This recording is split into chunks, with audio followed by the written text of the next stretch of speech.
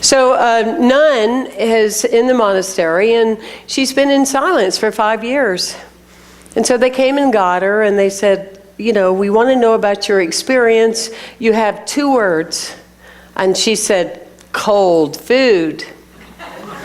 And they said, okay, well, go back for 5 years. And so for 5 years again, she was in the silence, and they then got her and brought her out and said, how was it? What about your experience? You have two words. And she went, hard bed. And they said, go back into the silence. And so she did for 5 more years, and she came back. They're like, what's she going to say now? You know, what are your 2 words? And she said, I quit. And they looked at her and said, we're not surprised. You've done nothing but complain since you've been here. So here in her mastery, she had been in the silence for 15 years and only spoken 6 words. That's a lot. You know, I mean, that's immeasurable. I haven't been silenced for 15 years, at times 15 minutes. How about you? That's very, very impressive. But when it came time to really practice in the way that she languaged, it did not resonate. Here in our New Thought teaching, we have 4 words as we talk today about being totally alive. There's 4 words that really matter. And those words are go with the flow. Let's practice that. Go with the flow. And if we really integrate it, then we step over here and we say, I now go with the flow. Go with the flow. And it is amazing how many people through the years, including myself, that I've met along the way, that we teach go with the flow and don't go with the flow. How can you talk about going with the flow and not go with the flow? I don't know, feedback, something. Isn't it fascinating? Because ultimately, if you look at the way in our physicalities we are designed, it is pretty fascinating that we eat every day and then we go with the flow. And for the people that aren't able to go with the flow, it's not easy, right? And it becomes toxic. Right? I mean, it's part of the way we are designed. We are designed to never forget how important it is to go with the flow. Yes? And in our energetic field, it's important that we learn that. It doesn't matter your credential. It doesn't matter if you are a trillionaire. It doesn't matter if your children are good looking or if they have their PhDs. It does not matter if you have obtained scientifically and with the law of physics the power of love. If you have not mastered go with the flow, you don't know that you have all the things that I just mentioned to you. Are you with me on that? Because it is crucial to our nature. It is crucial to the synchronicity of who we are. I interviewed a Buddhist monk that lived in a monastery in silence for 18 years this past week on the radio. And he said, I want to teach people he said, here I was in the silence. I had been in the silence for years and years and years and years and years. And I sit by a monk, a group of monks, and we're eating, and they won't even let us look at each other. We have to sit with our backs turned. And he said, and I'm sitting here, and I can't even see them, and I've decided one of them doesn't like me. Okay, that's deep, right? That's deep. Okay, and he said, can you imagine? And he said, if people only understood that their mind that is going all the time, that's not you. All this stuff going through there, aren't you glad to hear that? Wasn't that worth coming here today? I mean, that's worth your Sunday right there, right? All of that stuff going through your mind is not you. It's what you grab hold of that becomes you. You see that? And so you can just be having all these thoughts, you can have all these people in your head, but what you claim, you name, and that is what you carry out. So we are talking today partly about the flow, which is also about circulation, the power of circulation, a law that no matter your opinion of it or my opinion of it, it works. And it works for a whole lot of people for us to say, it didn't work for me. I don't know what about it doesn't work for me. It works. It just works, yes? And so we resonate with that and we know that it is effective. But circulation is how we are designed in our bodies. If we have it, we are alive. If we don't have it, we are dead. Right?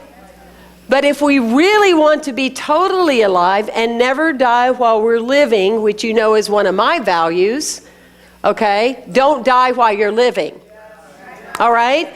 Just don't do that. And so if you understand the law of circulation and you're going with the flow, you will always be totally alive. Because you learn to be in a practice of welcoming everything. What do you welcome? Even that thing you were talking about last week you didn't like. You know who I'm talking about. Elbow. Okay. I'm talking about everybody in the room probably. Anyway, so you welcome everything. And you begin to work with this circulation to understand at a deeper level that there is always enough, that nothing really ever belongs to you in the first place. And it's comical that we think it does, because ultimately it doesn't. That being said, I'm reminded of a story of my brother-in-law that he is a doctor and he put down $500,000 on a piece of land because he was building a medical clinic. And then came Katrina. And in his parish, they did new regulations stating you can never build on this land. And this was in August. Regulations were coming. I saw him then in December. And he was vibrant. He was alive. He wasn't gray. He had good energy. And I said, how are you doing it? You're so positive. You know, would you like to come join our organization? No. How are you doing it? You're so positive.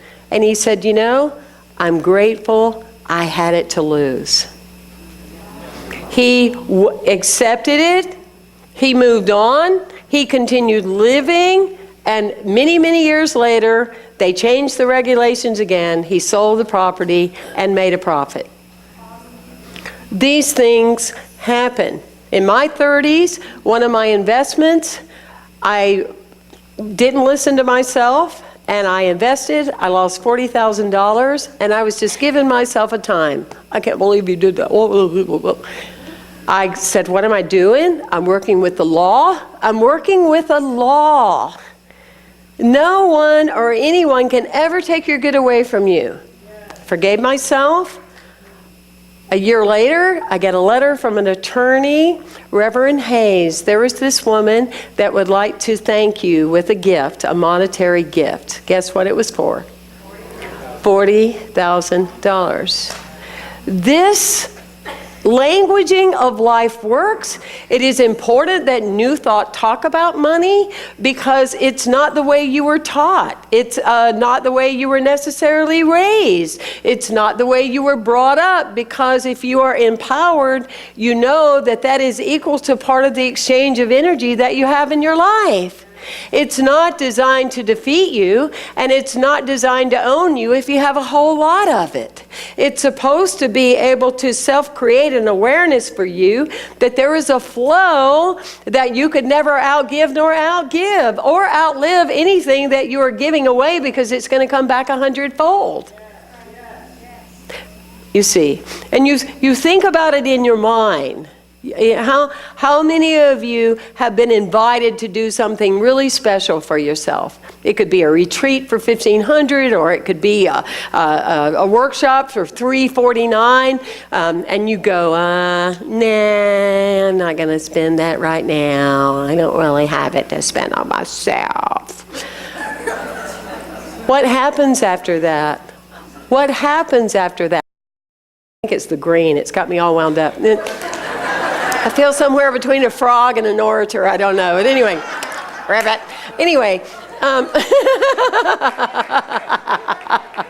back on point, well, whatever the point was, right? But you say you don't have it.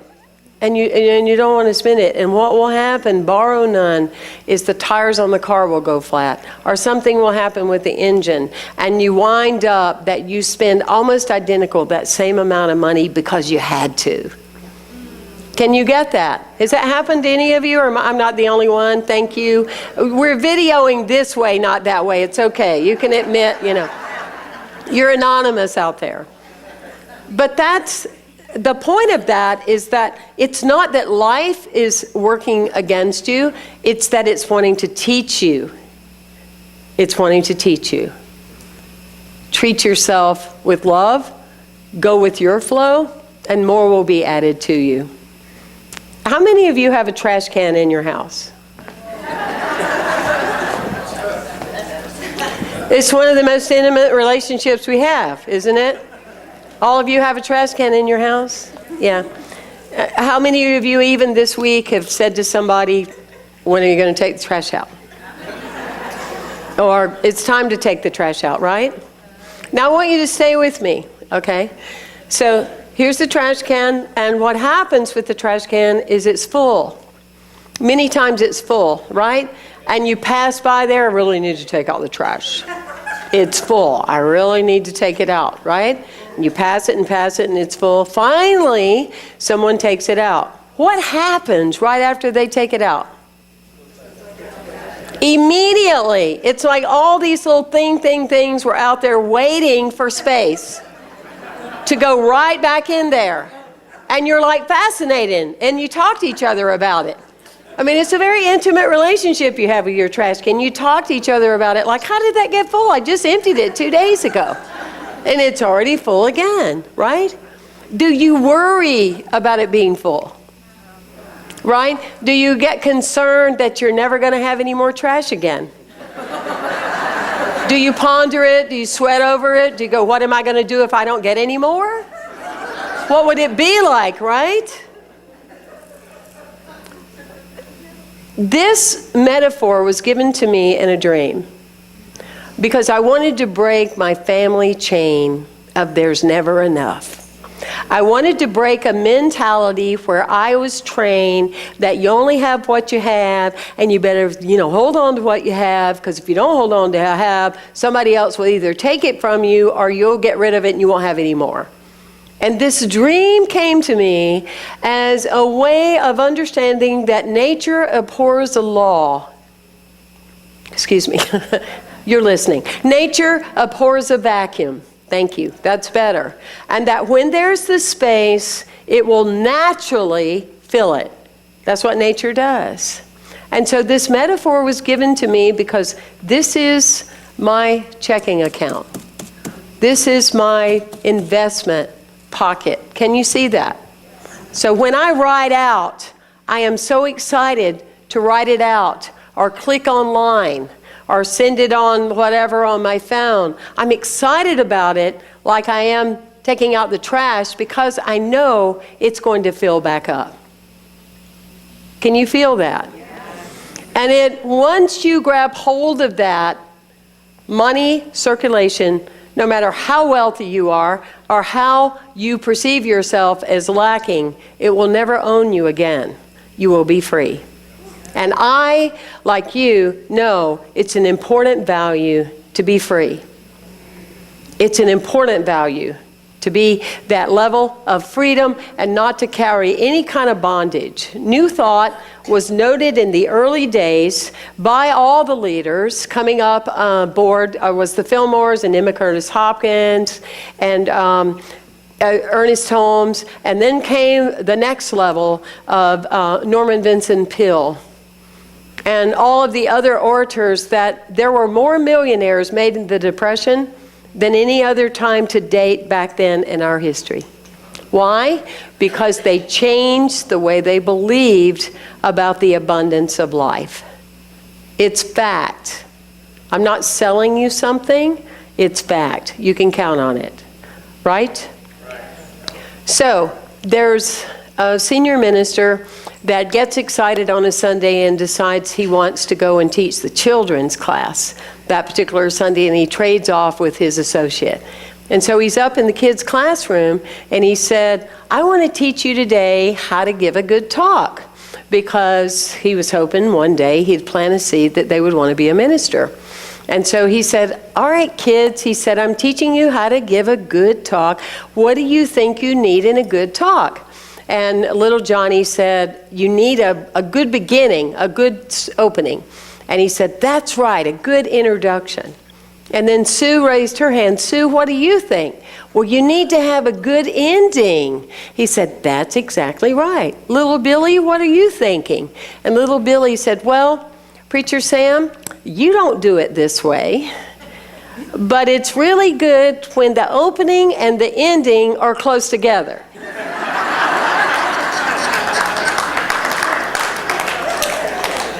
So, when you get the Spirit of law and the Spirit of life is flowing through every aspect of your being. When you get this, there's this energy that has been forever giving of itself.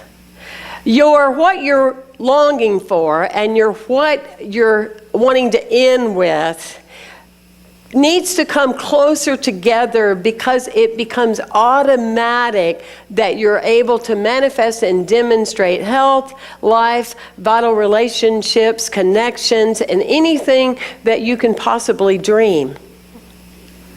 We must be willing to go with the flow in order to not only see it, but to experience it. Thank you for coming today. Pleasure to have you. Thank you.